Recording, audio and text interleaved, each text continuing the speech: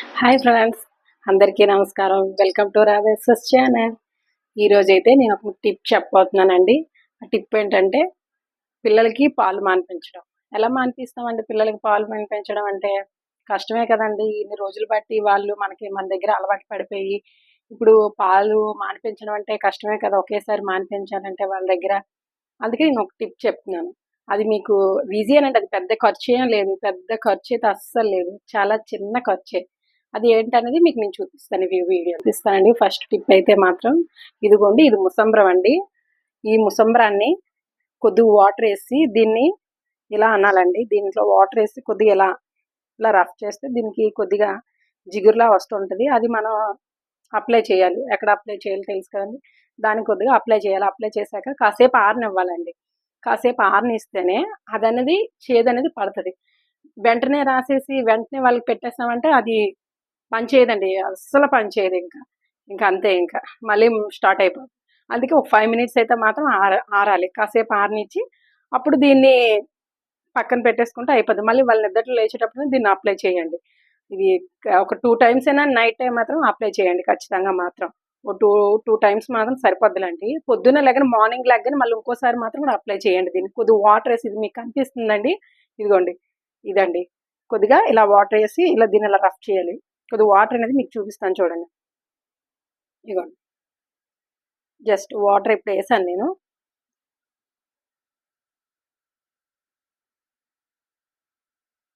ఈ వాటర్ ఇలా వేసి దీన్ని ఇలా రఫ్ చేయాలండి. ఇవ్వండి, ఇలా వస్తుంది. ఇలా వచ్చేది మనం అక్కడ అప్లై చేయాలండి. అప్లై చేస్తే సరిపోతుంది. వాళ్ళైతే కొద్దిగా మానుతారు. ఇంకా రెండోది, వాళ్ళు ఫస్ట్ నుంచి చిన్నప్పుడు మన చేదులన్నీ పడతాం కదండి. చేదులు పట్టడం వల్ల వాళ్ళకి కొద్దిగా చేదు అలవాటు అయిపోయింది అనుకోండి, దేన్ని కూడా ఇంకా ఆపలేరు. ఇది పెట్టినా కూడా మళ్ళీ స్టార్ట్ చేస్తారు. మళ్ళీ మామూలే, మళ్ళీ మామూలే. ఎందుకంటే నేను పడ్డానండి ఇలానే. మా బాబుతోనైతే ఇంకా ఇలానే పడ్డాను.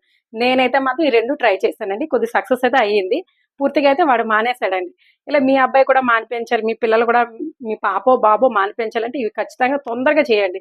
మళ్ళీ ఎక్కువ ఇయర్స్ అయితే మనకి ఇబ్బంది, వాళ్ళకి ఇబ్బంది కదండి. మాటలు రావడం కొద్దిగా కష్టంగా ఉంటాయి.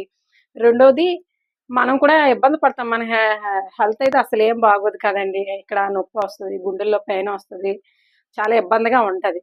అందుకనేసి ఇదొకటి.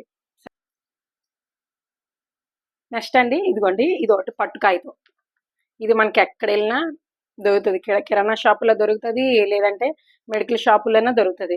కాకపోతే కిరాణా షాపులు అది దొరికినా కొనకండి. ఎందుకంటే అక్కడ పట్టు అనేది, ఈ బంక్ అనేది ఎక్కువసేపు ఉండదు. వాళ్ళు కొంచెం తక్కువ రేటు ప్రైస్ అని తగ్గిస్తారో తెస్తారో ఏమో మరి నాకైతే తెలియదు. అక్కడ కొన్నదైతే మాత్రం నాకు సరిగ్గా పని చేయలేదు. నేను అపోలో మెడికల్ షాపులో వెళ్ళి కొన్నానండి ఇది నేను. కొంటే అక్కడదే నేను ఇలా కట్ చేశాను. 4 పీస్ చేశాను. దీన్నైతే మాత్రం 4 పీస్ చేసి 4 ముక్కలు చేశానండి ఫస్ట్. దీన్నైతే మాత్రం నేను 4 ముక్కలు చేశానండి. 4 ముక్కలు చేసి నేను ఒక 2 డేస్‌కి ఒకసారి దీన్ని మారుస్తూ ఉండేదాన్నండి.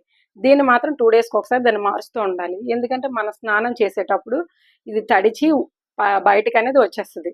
అందుకని మనం అది తీసేసి మళ్ళీ దీన్ని అంటించాలండి.